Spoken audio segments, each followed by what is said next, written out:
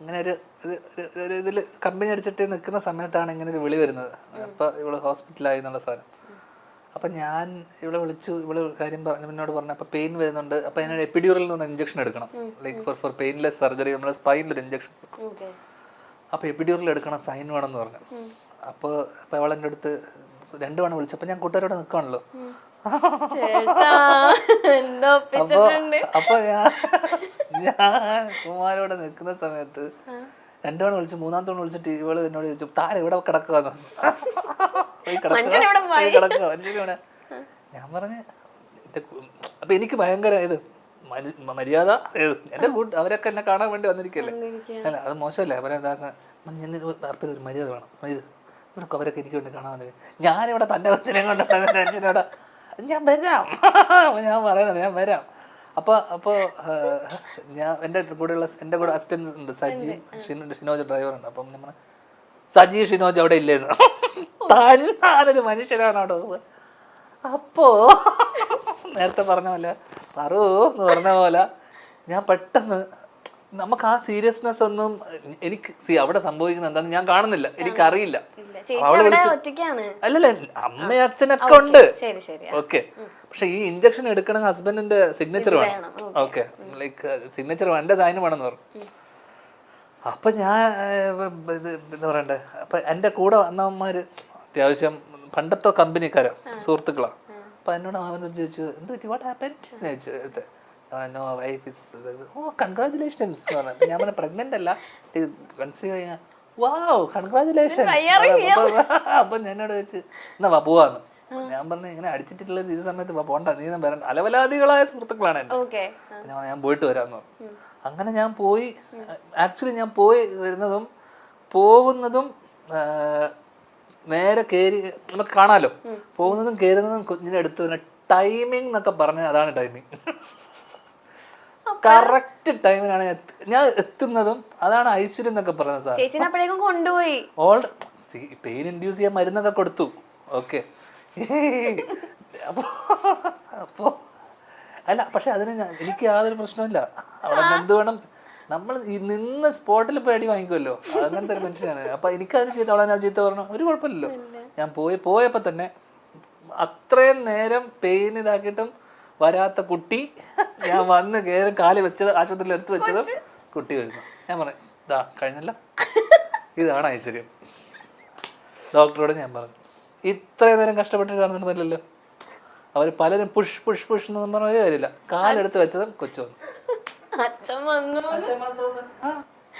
അതാണ് ഒരാള് ചേട്ടൻ ഡെലിവറി റൂമിന്റെ അകത്ത് ഭാര്യ പെയിന് പ്രസവിക്കുന്ന സീനൊക്കെ കണ്ട് കരഞ്ഞു തുളുമ്പി വിഷമിച്ചു എന്ന് വിചാരിച്ച കഥയൊക്കെ കേൾക്കാൻ വന്നപ്പോ കൊച്ചു പ്രസവിച്ച എന്റെ ആള് ഹോസ്പിറ്റലിൽ പ്രസവിക്കുന്നല്ല, പ്രസവിച്ച് കഴിഞ്ഞിട്ടല്ല.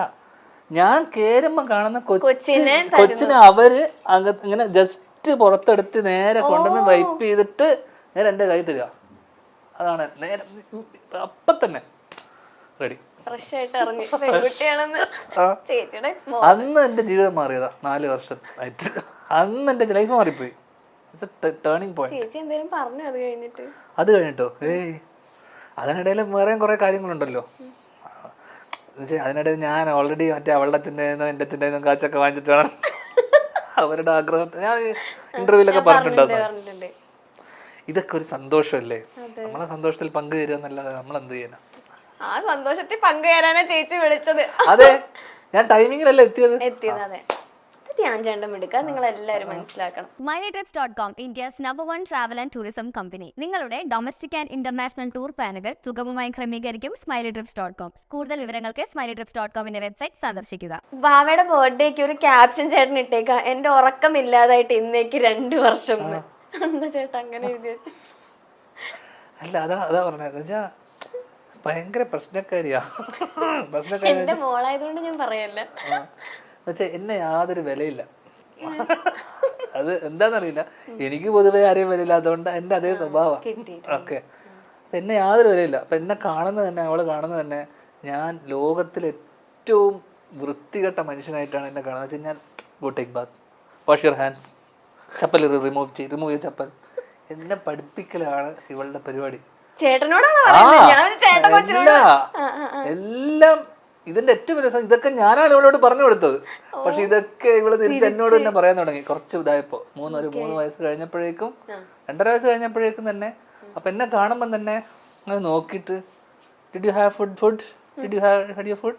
ഞാൻ പറഞ്ഞു yes. You had your food? Yes I had. Wash your hands. Full എന്നെ ഫുൾ കലിപ്പത്തിയ ആ കാര്യത്തില്. അപ്പൊ ഞാൻ ഉറങ്ങുമ്പോൾ വരെ ഇപ്പൊ രാവിലെ ഞാൻ ഉറങ്ങുവാണ് എന്നെ എഴുന്നേപ്പിച്ചിട്ട് why it's morning why is sleeping still എന്നൊക്കെ പറഞ്ഞ ഫുൾ പ്രശ്നം. പക്ഷെ ഇവള് ചിലപ്പോ ഒരു ഉച്ചക്ക് ഉറങ്ങിയാലും ഒരു കുഴപ്പമില്ല.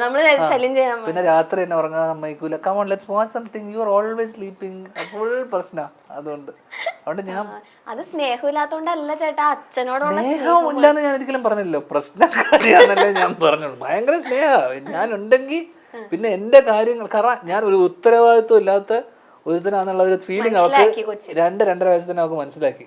അതുകൊണ്ട് തന്നെ എന്നെ അച്ചടക്കം പഠിപ്പിക്കുക എന്നുള്ളതാണ് അവളുടെ ലക്ഷ്യം പോലെയാണ് അവള് എന്നോട് പെരുമാറുന്നത്.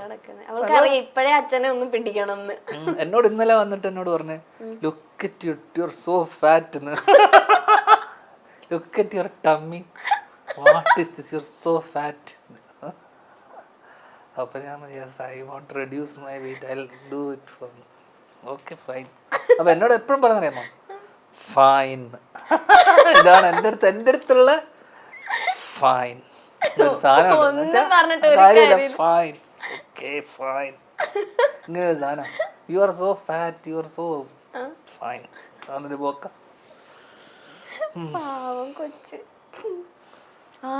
പിന്നെ ചേട്ടൻ പറഞ്ഞില്ലേ കല്ലൊക്കെ എടുത്തെറിയും നല്ല ഉപദ്രവമാണെന്നൊക്കെ. ഇപ്പൊ അതൊക്കെ സ്വഭാവത്തിൽ നിന്നൊക്കെ മാറ്റമൊക്കെ ഉണ്ടോ? അത് കുറച്ച് ആൾക്കാർ ഇവരെ കൂട്ടത്തിൽ ഇവരെ ഫ്രണ്ട്സ് വരുമ്പോ മാത്രമേ ഉള്ളൂ അറ്റാക്ക്. ആ ഗ്യാങ് വരുമ്പോ പൊതുശത്രു ഞാനായി മാറും ഇവരുടെ. ഓക്കെ എന്തൊക്കെയോ അതെന്തൊക്കെയോ എന്തുകൊണ്ടാന്ന് പറഞ്ഞോടാ. ചിലപ്പോ അവരുടെ പ്രായത്തിൽ ഒരാളെ പോലെ എനിക്ക് തോന്നി. എന്ന് വെച്ചാൽ കുട്ടികളുടെ മനസ്സാണല്ലോ എനിക്ക്. അപ്പൊ അതുകൊണ്ടാവാം. പിന്നില്ലേ ധ്യാൻ ചേട്ടനെ ഈ ഇന്റർവ്യൂ എന്ന് പറയുമ്പോഴേക്കും ധ്യാൻ ചേട്ടൻ ആരാധകർ പുറത്ത് ഭയങ്കര കൂടുതലാ. പക്ഷെ വീടിന്റെ ഉള്ളിലുള്ളവർക്ക് ഭയങ്കര പുച്ഛാണെന്നുള്ളത്. അതെപ്പോഴും അങ്ങനെ ആയിരിക്കുമല്ലോ എല്ലാ വീടുകളിലും. നമുക്കൊരിക്കലും എന്റെ വീട്ടിലെ പ്രശ്നം എന്ന് വെച്ച് കഴിഞ്ഞാൽ ഇവരൊക്കെ വലിയ എന്തോ സംഭവം എന്ന് അവരെ വിചാരം. അപ്പൊ നമ്മളെ പുച്ഛമായിരിക്കുമല്ലോ. അപ്പൊ അങ്ങനെ വിചാരിക്കുന്ന ആൾക്കാരാണല്ലോ എന്റെ വീട്ടിൽ. എന്റെ ചേട്ടനും അച്ഛനൊക്കെ അങ്ങനെ വിചാരിക്കുമ്പോൾ അവരെന്തോ സംഭവം എന്ന് അവര് വിചാരിച്ചു കഴിയുമ്പോൾ നമ്മളെ പുച്ഛിക്കും. എനിക്ക് അവരെന്നും അതുകൊണ്ട് തന്നെ ബഹുമാനവും സ്നേഹമുള്ളൂ. കാരണം എനിക്കറിയില്ലല്ലോ ഞാൻ അവരൊരു വലിയ സംഭവം അല്ലാന്ന് എനിക്കറിയാം. പക്ഷെ പുറമേയുള്ള ആൾക്കാർക്ക് അറിയാലോ ഞാനൊരു വലിയ സംഭവമാണ്. അല്ലേ? നേരത്തെ കാര്യം എല്ലാരും ഒന്ന് കമന്റ് ചെയ്യണേ. വീട്ടിൽ തിരിച്ചു കയറ്റാൻ. അതാണ് ഒരു അച്ഛൻ മകന് തരുന്ന സ്വാതന്ത്ര്യം എന്ന് പറയുന്നത്. അങ്ങനെ വേണം. എന്നുവെച്ചാൽ നമുക്ക് നമ്മുടെ അഭിപ്രായം പറയാനുള്ള സ്വാതന്ത്ര്യം എന്താണെങ്കിലും അത് അച്ഛനെതിരെയാണെങ്കിൽ പോലും ആ സ്വാതന്ത്ര്യം അച്ഛൻ തരണം. അച്ഛന്റെ മുഖത്തൊക്കെ ചേട്ടൻ ഈ സ്വാതന്ത്ര്യം ഒരിക്കലും പറയില്ലല്ലോ. എനിക്ക് ഇന്റർവ്യൂല് പറയാനുള്ള ധൈര്യം. മുഖത്ത് നോക്കി നമ്മൾ ഒരാളെ അച്ഛനെ നോക്കി മുഖത്ത് നോക്കിയിട്ട് ഇങ്ങനെയൊക്കെ അച്ഛൻ പറഞ്ഞ തെറ്റായി പോയി മോശമായി പോയി പറയേണ്ട കാര്യം എന്താ? ഇന്റർവ്യൂ കാണുമ്പോ ബാക്കിയുള്ള അച്ഛനെ അറിയിച്ചോ. അങ്ങനെ ഏതൊരു ഇന്റർവ്യൂ കണ്ടിട്ട് വന്നിട്ട് നീ പറഞ്ഞിട്ടുണ്ടോ എന്നോടോ? അതാ പറഞ്ഞ അങ്ങനെ ചോദിക്കുന്ന ആളല്ലോ. ഞാൻ പറഞ്ഞല്ലോ ലെജൻഡ് അൾട്രാ. ഓക്കെ. ഈ ബൈക്ക് ക്രേസ് ഒക്കെ എവിടം വരെ എത്തി? പുതിയ വല്ല കളക്ഷൻസ് എന്തെങ്കിലും? ഒന്നുമല്ല, മതിയായി. നോക്കാൻ നിർത്തിയ ആൾക്കാരും അവിടെ തന്നെ നിക്കാണോ അതോ ആളെ മാറ്റിക്കൊണ്ടിരിക്കുകയാണോ?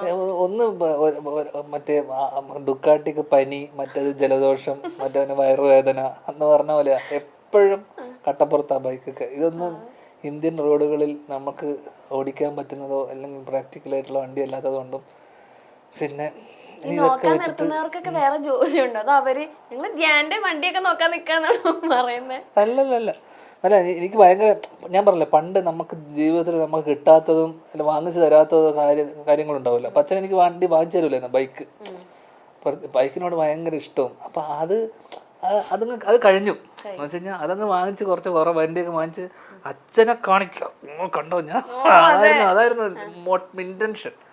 അത് കഴിഞ്ഞോടുകൂടി എനിക്ക് ബൈക്കും എടുത്തു. ഇപ്പം അതെല്ലാം വിറ്റിട്ട് ഞാൻ കുറച്ച് പാവങ്ങളെ സഹായിക്കാന്നുള്ള തീരുമാനത്തിൽ.